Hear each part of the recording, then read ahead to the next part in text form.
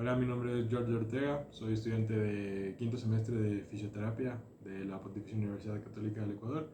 Este es mi video de la asignatura de neurodesarrollo práctico, en el cual voy a realizar un diagnóstico radiológico de cadera para determinar una luxación de cadera en una radiografía como esta.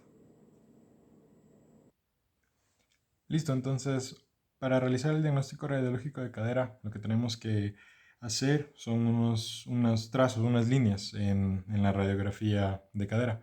Entonces, la primera línea que vamos a hacer es la línea de Hilgen-Reiner, la cual es una línea horizontal que pasa por los cartílagos triradiados, es decir, por los cartílagos de acá. Entonces, tenemos que hacer una línea horizontal que pase por estos cartílagos y la línea quedaría de esta manera. Listo, es la línea de Hilgen-Reiner. En segundo lugar, lo que tenemos que hacer es la línea de Perkins, que la línea de Perkins es una línea vertical que va a pasar por la zona más externa del acetábulo, es decir, este punto de aquí. Entonces tenemos que hacer lo más recto posible. Ahí. Y estas son las líneas de Perkins.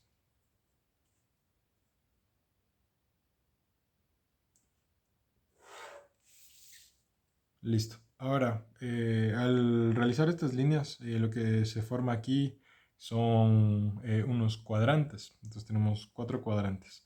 El primer signo que tenemos que ver es que el núcleo de osificación, que es lo que vemos acá, se encuentre en el cuadrante inferior interno de, de la radiografía. Entonces, tenemos que en el caso del lado derecho del paciente está normal. Sin embargo, en el izquierdo vemos que el núcleo de osificación de la cabeza del fémur está en un cuadrante superior externo.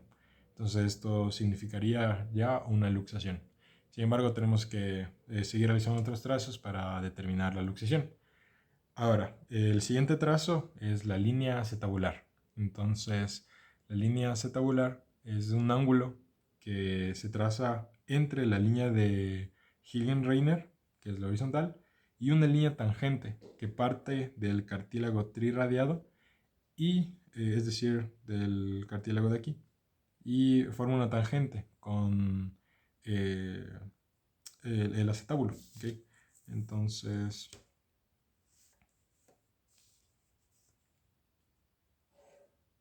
iría de esta manera. Entonces, lo que tenemos que ver aquí ahora es que esta línea, el ángulo que forman estas dos líneas, lo normal es que sea igual o menor a 30 grados. Para determinar qué es una displasia de cadera, este ángulo debería ser mayor a 30 grados. Después, seguimos con la línea de Shenton, que es una línea curva que va desde el borde inferior del cuello del fémur hacia el borde superior del obturador. Entonces, por ejemplo, vamos a utilizar primero, vamos a trazar primero el lado derecho, que es el lado normal, digamos, del paciente, el lado que no tiene luxación.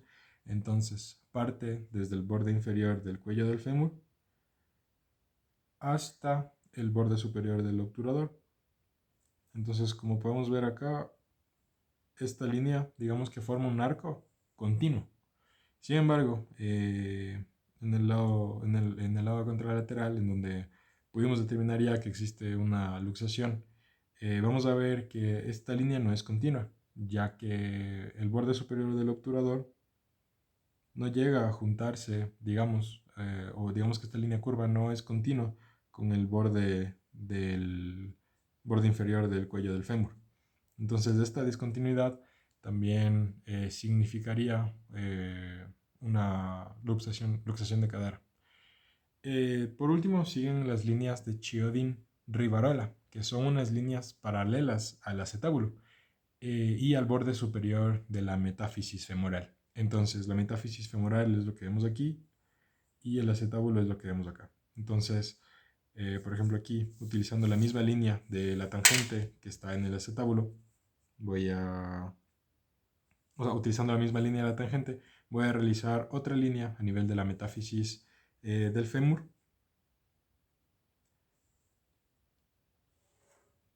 Y como podemos ver, o bueno, lo voy a realizar en el lado contralateral, en el lado que no tiene, o hasta ahora no hemos determinado que presenta una luxación.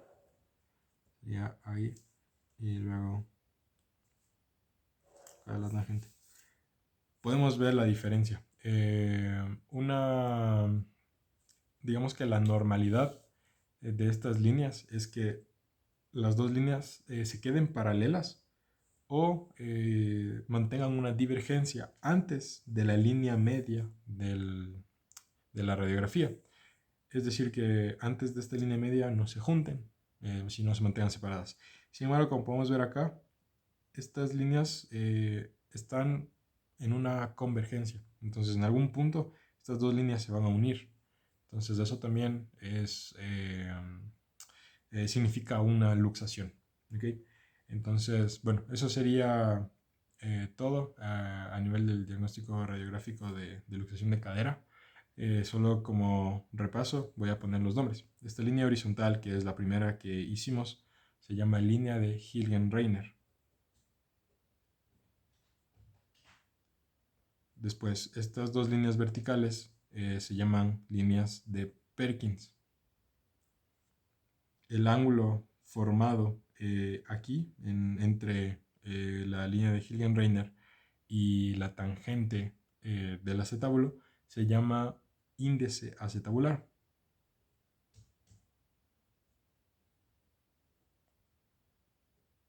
Después, estas líneas curvas se llaman línea de Shelton.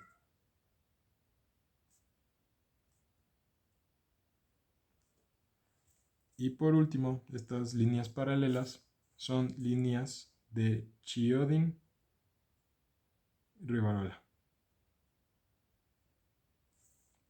Ok, entonces el análisis radiográfico de cadera quedaría de esta manera. Muchas gracias.